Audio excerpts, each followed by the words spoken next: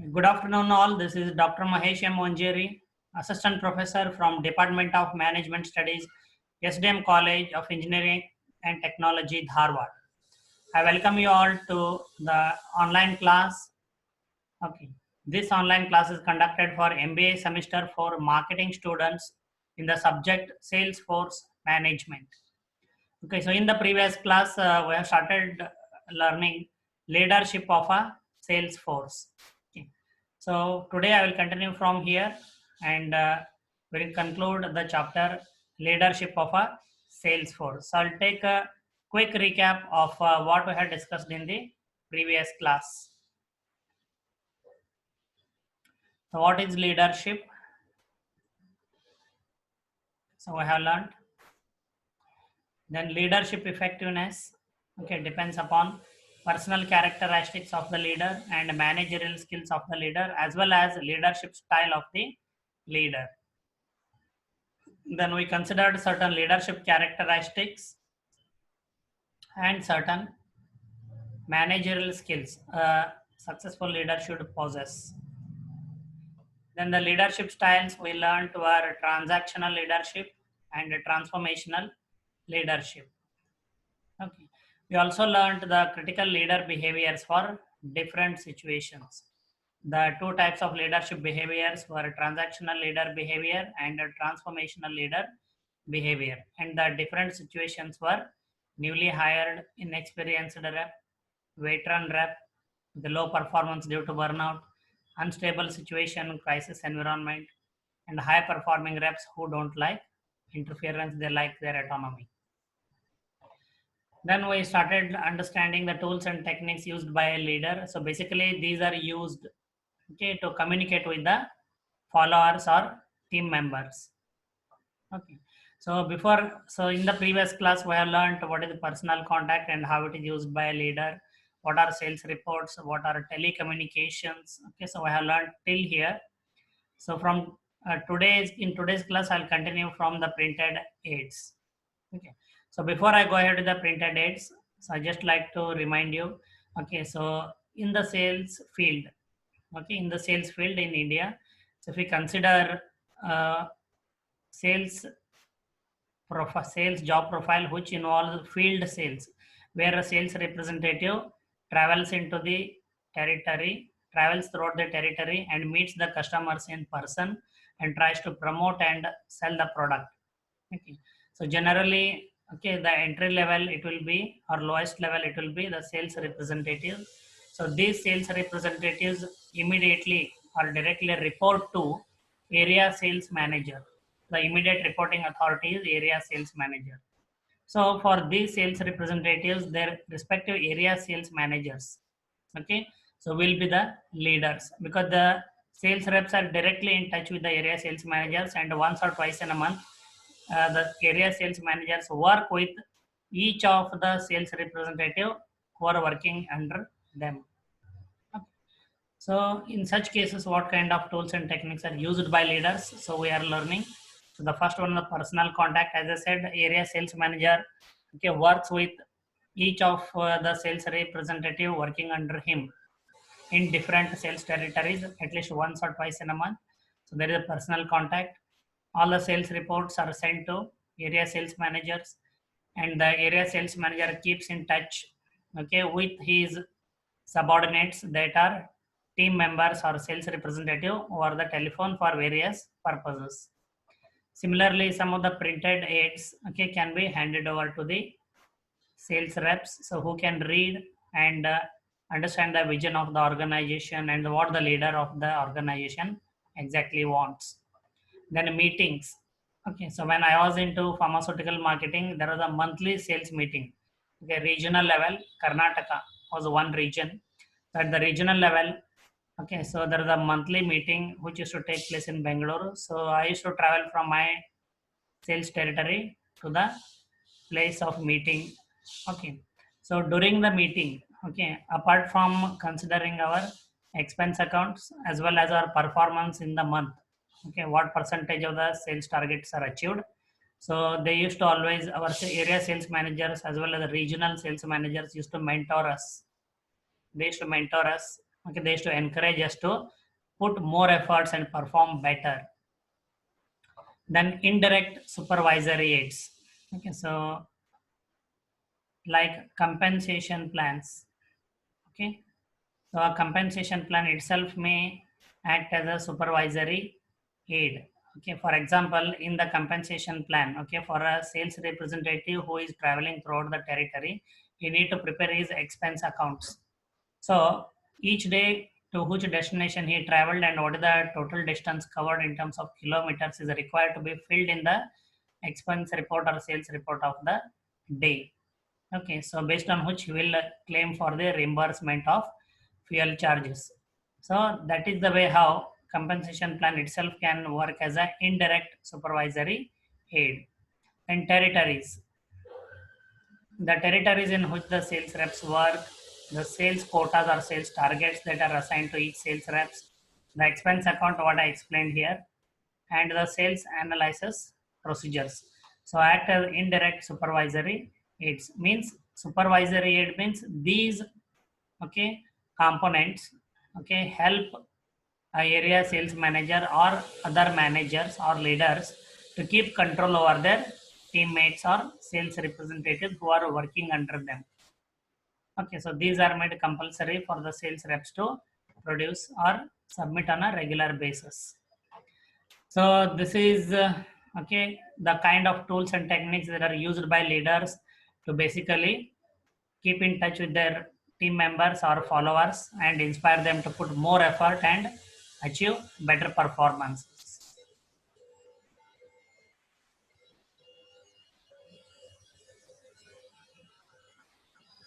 The next part of leadership of Salesforce deals with coaching sales reps. So coaching is the word which is popular. Okay, we might have heard cricket coach, football coach. So I hope you remember. So there is a coach always even Indian team. Every country team will have a official coach who trains the players in the team. Okay, to put more efforts and perform better. Similarly, the sales reps are also coached in the leadership process to make the leadership effective. There are three elements of leadership most often used to describe coaching. So how the sales reps are coached, okay, or trained by the leader. One is verbal feedback. By praising salespeople when they do well. So definitely I have come across this kind of a verbal feedback or coaching. So I remember when I achieved my first target, okay, in the third month I feel, okay, in my first job. So in the third month I achieved the sales target, okay, for the first time. So I remember my area sales manager was with me, okay, and he encouraged me and he congratulated me on achievement and he said I was the first in the team, okay, to achieve my sales target. So it was a team of all new recruits working in different sales territories. So praising salespeople when they do well. Okay. So verbal feedback. Then leading by example. Okay, coaches are role models. Okay. So in case of a sales force, the area sales managers or sales managers are the coaches, and they are the role models for the sales people who are working under them. So if the area sales manager or a coach or a leader, okay, is hardworking, honest, disciplined, and well organized, okay, and always inspires the sales reps, the sales people will emulate them. So the sales people will also try to work hard, try to be honest, okay, and they always get inspired by their role models who are nothing but their immediate reporting authorities, that is the area sales manager or other managers. And if the sales managers themselves are lazy, let us say, okay, just an extreme example, highly disorganized, okay, then sales people will be also very negligent. So the leadership process cannot be effective. Mutual trust and respect. Okay, the third element of coaching the sales reps are mutual trust and respect. So it is created through two-way communication. Okay, so the leader, in my example, for area sales manager, trusts the sales representatives who are working under him in different territories that they are working honestly, they're working hard and doesn't conduct much of investigation into what he or she is doing. Okay, so similarly, the sales rep is also working on a really honestly hard, working hard and achieving his sales targets. Okay, so that way, mutually, a trust and respect is created between the leader and the followers. And this trust and respect created through such, okay, in a mutual way is one of the most important factors, okay, that influences the effectiveness of leadership process.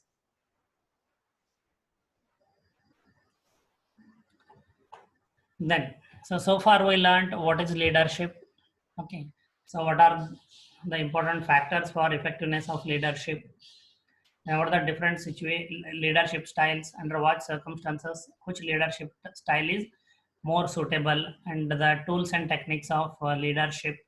Okay, so now, so why it is done? Okay, so why leadership activities are initiated in Salesforce?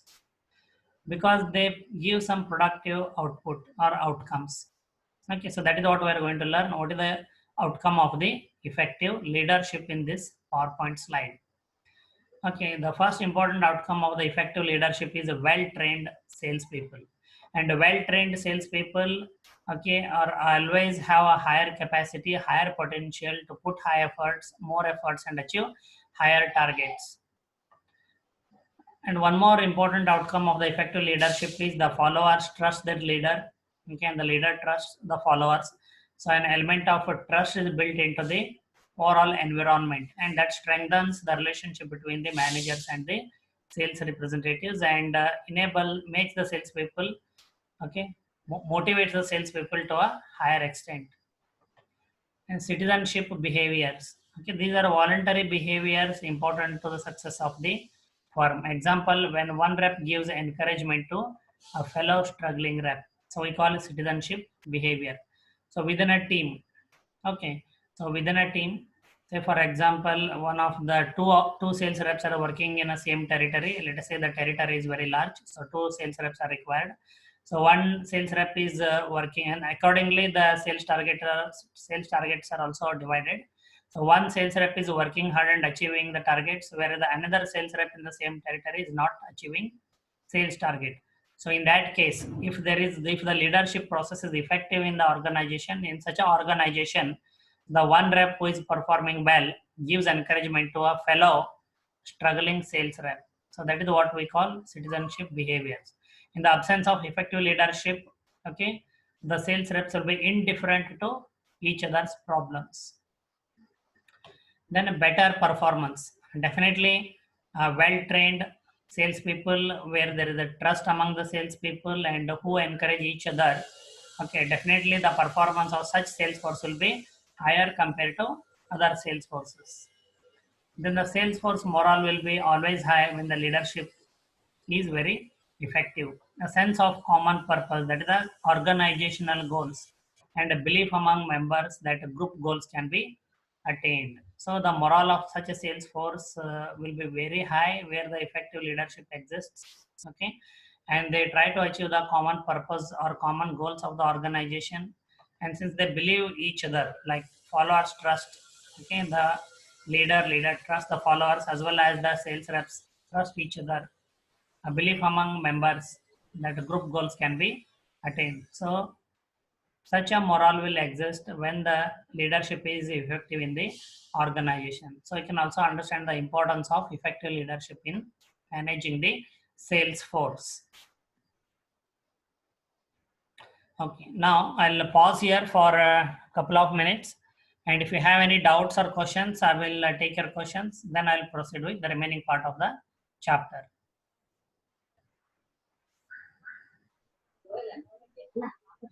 Okay, any questions? Prashant, do you have any question? No, sir. Okay, thank you. Kamala, do you have any question?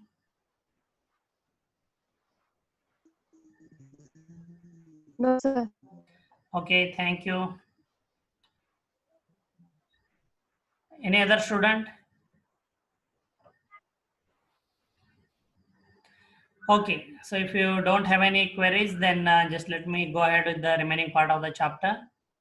Okay, so in the previous slide, we learned about the outcomes of effective leadership and how overall it improves the sales force morale towards achieving the organizational goals. And they believe that the organizational goals can be achieved, okay, through effective leadership. The next part is job satisfaction, okay, sometimes called individual morale. An individual salesperson's emotional and evaluative feelings toward various dimensions of the job, including feelings towards. Okay, so what is the individual morale? It is an individual salesperson's emotional and evaluative feelings toward various dimensions of the job, including feelings toward, okay, pay, that is compensation, towards promotion, towards job security, towards benefits, towards co-workers, and towards the sales manager or the leader. So what is your, okay, attitude, okay, or your emotional and evaluative feelings toward, okay, all of this? We call it as individual morale. So if it is positive, the morale will be very high, and if the feelings or attitude towards these is negative, the morale will be very low. And that is quite, okay, an important factor, okay, in performance of the sales teams or individual sales reps, where the sales rep has a high morale due to the positive feelings towards all these factors. So he will definitely put more amount of effort, and he will perform very high. So individual salespeople must first each be satisfied with his or her job in order for high group morale to emerge. It means in order for the effective leadership, okay, in order the leadership process to be effective, the individual salespeople must first each be satisfied with his or her job. If the individual sales reps are not satisfied with their sales jobs, definitely the leadership process will not be very effective. So when you join your, okay, respective companies where you are being selected, okay, definitely within some, okay, so within few period of time, okay, let's say 3 months, 6 months, or a year, okay, you will develop, okay, these kind of emotional and evaluative feelings, okay, towards your job, your salary, your promotions, your job security, your benefits you receive, the co-workers you are working with, and your sales managers or team leaders. Okay, then this last part of the chapter. So problems encountered in leadership while supervising the sales representatives, okay, the sales managers come across different problems. Okay, some are common and some are, okay, the extent of the problems are different in different countries. So let us consider them one by one and understand what are the problems encountered by leaders or sales managers while supervising the sales people. So first thing is, one of the most common problem encountered in leadership is the poor performance of the sales reps. Poor performance means inability of the sales representative to achieve the sales targets. Okay, so if majority of the sales reps are continuously performing poor, if they are unable to achieve their sales targets, definitely it brings down the morale of the sales force. Okay, and the average performance of the sales force also will come down. So this is one of the problems encountered in leadership. So what an effective leader or a good leader will, okay, identify, he may meet the sales reps individually if the sales force is smaller, or he may conduct a survey or research and try to identify the reasons for the poor performance. Say for example, if it's due to lack of certain skills, okay, the leader may recommend a good quality training program for the sales reps who are performing poor, okay, in the area of skill development, for example. And the second kind type of problem, okay, encountered in leadership is substance abuse. Okay, so these kind of problems are very rare, okay, in our country. substance abuse is basically a regular usage of alcohol. Okay, regular usage of alcohol by the sales representatives. So though you might have not had sales experience, but you understand, you feel that sales jobs have targets, and the pressure is very high in sales jobs.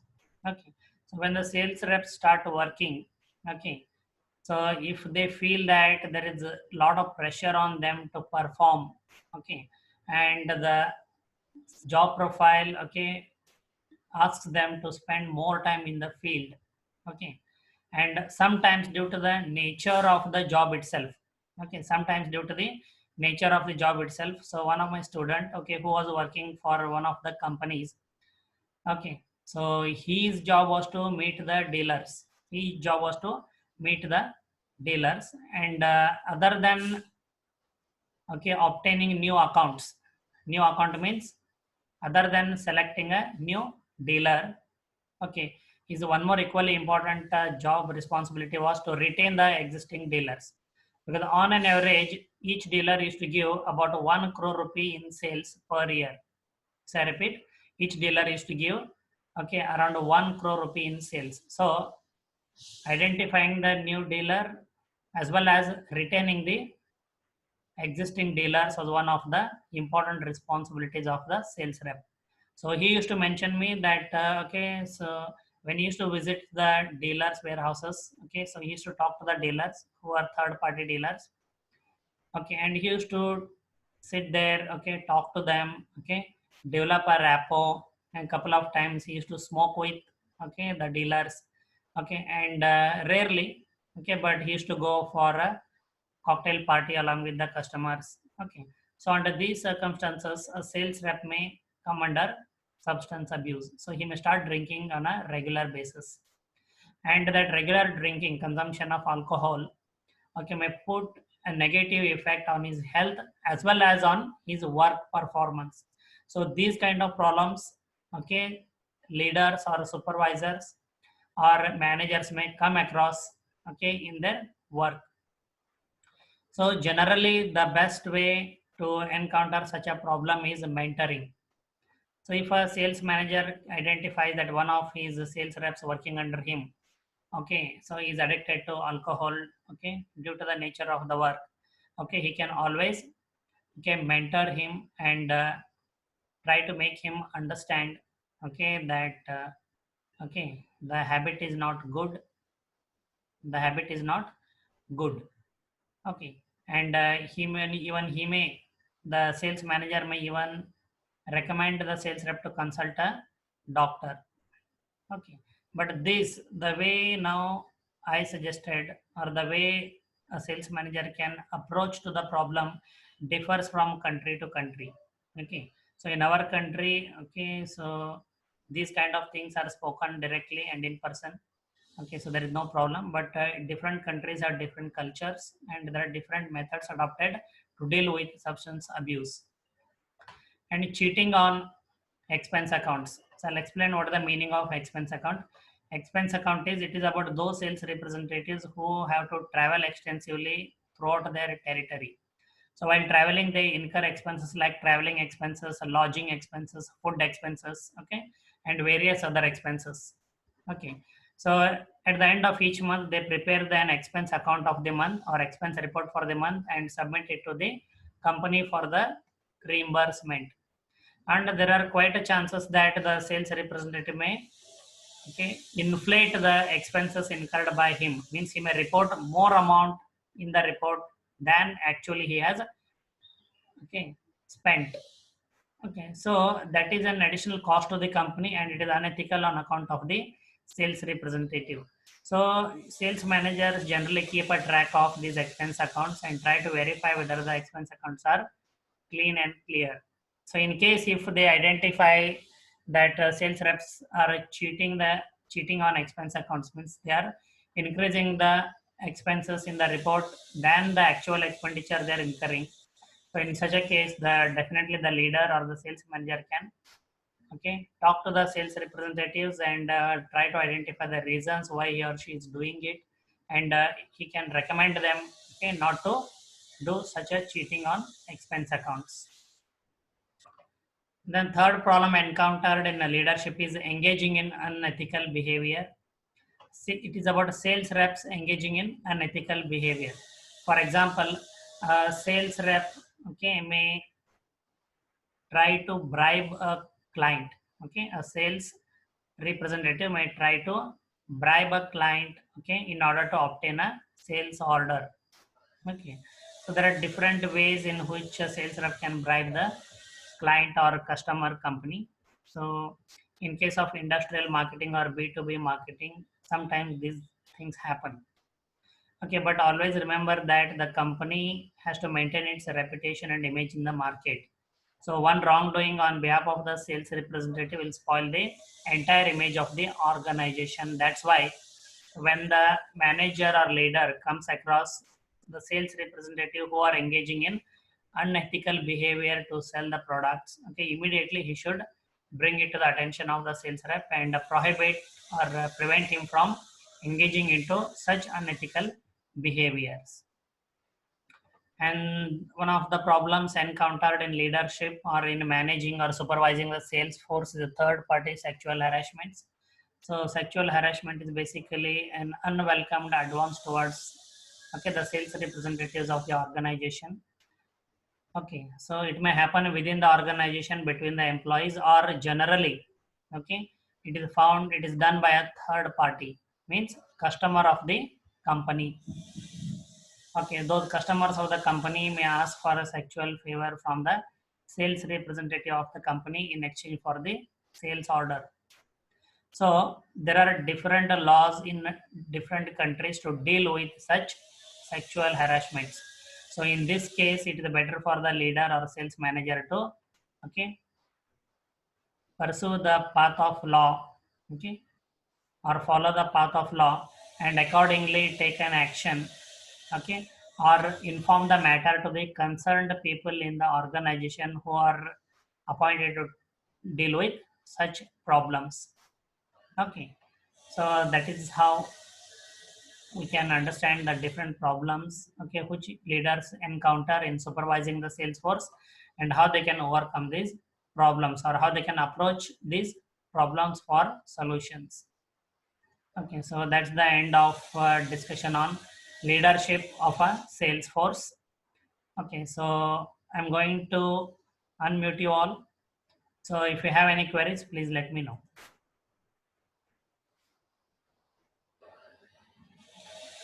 Okay, any questions?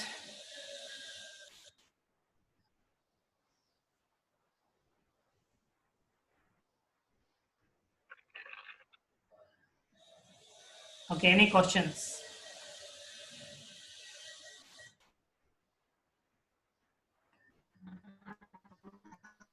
No, Yes, who is it?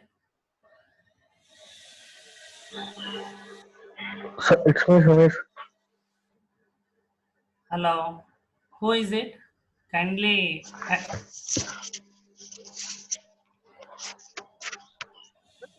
is it Sai Sandeep?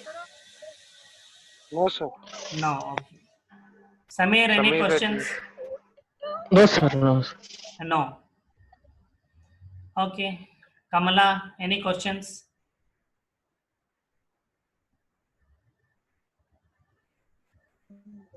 No, sir. Okay, okay then. So a small part of this chapter is remaining.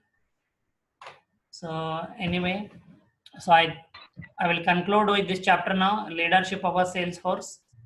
Okay. So we'll move on to unit 5. Okay. So in the next class, so which will be on Saturday. So I request all of you to go through the PowerPoint slides which I shared through Google Classroom. Okay. So this is the end of unit 4 in Salesforce management. So I just like to sum up that so far I have taken course teacher assessment from you. I hope all of you have submitted. Okay. I will soon evaluate and send the marks. Then with this chapter, unit 4. Okay. So 4 units are covered in syllabus. And my priority now will be on completing the syllabus. So once I complete the syllabus, I will also discuss couple of cases, okay, in Salesforce management, as well as the 2 cases which I have given for Okay, assignment. So total 4 cases we will be discussing. Okay, so thank you for your active participation, and those students who have not yet subscribed to my YouTube channel, kindly subscribe and remember to hit the bell icon for notifications. And I will Okay. upload the, yeah, thank you. I will upload the recorded video onto my YouTube channel by tonight. Thank you very much and have a pleasant evening. Stay at home and stay safe. Okay, sir. Thank you. Thank you. Welcome.